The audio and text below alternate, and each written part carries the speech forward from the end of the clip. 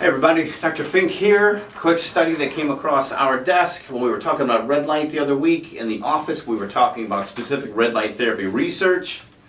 One of our very favorite ones we're going to talk a little bit more about today, if you feel like geeking out with me. The effects of near-infrared light on well-being and health in human subjects with mild sleep-related complaints. So everyone, right? This is a blinded, double-blinded, placebo-controlled study, so pretty high quality. And what they were looking for were the effects of these people with the sleep complaints, but they also tracked their sense of wellness. We'll talk about that. And then they also tracked some objective data. Specifically, they were looking at interferon, and they were looking at immunoglobulins, and they were looking at cortisol levels half an hour before bedtime. So this is really neat because you don't see this a lot in the red light therapy department so far. More studies are starting to emerge, right? So red light, just to recap, we know a little bit about how it works. We have infrared or near infrared, and then we have all the way to ultraviolet. Now ultraviolet we've studied a lot of, right? Our best friend, the greatest ultraviolet maker, the sun, sends those UVBs and other ultraviolet rays down here. They hammer that cholesterol just under the skin. They change it into vitamin D.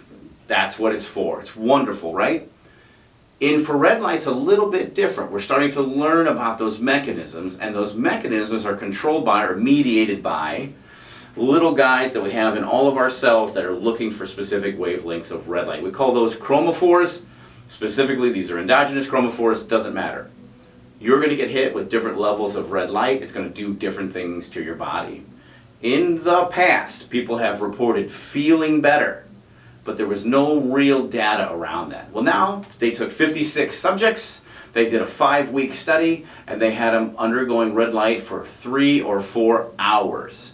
These were red lamps, so not the powerful red lights that we have now, but red lamps. And so they had them just sitting in front of it, carrying on with their regular activities, and they were blinded to the results. That is, they did not know which were just regular red lights and which were the powered on red lights. So pretty cool study. After 5 weeks they pulled the data, and that data is very compelling. When they looked at the sense of well-being, they used a specific self-reporting questionnaire. Sense of well-being went through the roof. But here's the kicker. The sense of well-being went through the roof right away. 1 treatment, 2 treatment.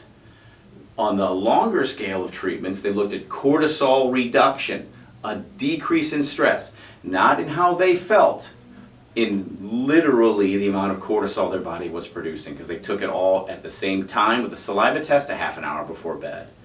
The other thing, and one of the most dramatic things they saw, was a reduction in the amount of interferon. So the inflammatory, modulating chemicals of the body. This is a really big deal because it leads us down that pathway. It provides a background for figuring out how it is that red light is promoting these anti-inflammatory effects in people.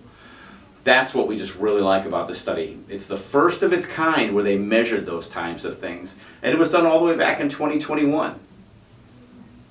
Let's be clear. Red light's been around a while, even since the 1960s. This isn't new. They were using it to regrow hair. They were using it to speed up wound healing. It's been around. The mechanism for understanding red light is what's new. That's what's so exciting.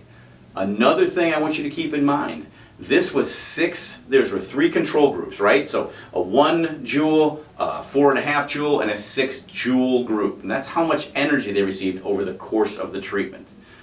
You get way more than that just from the sun if you're outside all day. So these people did this study for 5 weeks in the winter, and they did it in the summer. The effects were really pronounced in the winter group. So that's something we have to keep in mind. Less daytime sunlight, and this shows that we can supplement that with red light.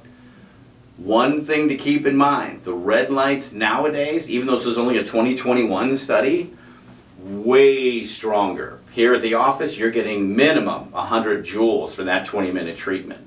And so these mechanisms are fantastic, and I love that they're trying to elucidate these, because feeling better, anything that's going to let us naturally safely and non-addictively modulate feelings of depression is worth its weight in gold, right? Additionally, looks like we're decreasing the inflammation. We're helping these people not just feel better mentally, but physically helping their bodies heal. The premise is that we're speeding up mitochondria, the powerhouse of the cell. There'll be more information about that as these studies get done. So I just want you to be aware, hey, if you're doing red light, good on you. The information coming out continues to show its promise. If you're not doing red light, consider doing it. We have a video on the website that talks about what you should look for when you're purchasing a red light device. Or if you're around here, just come on in. We've got a whole booth built for you here, all right? If you have any more questions, you want to see a follow-up on this, we can talk about it, all right? I will see you in the office.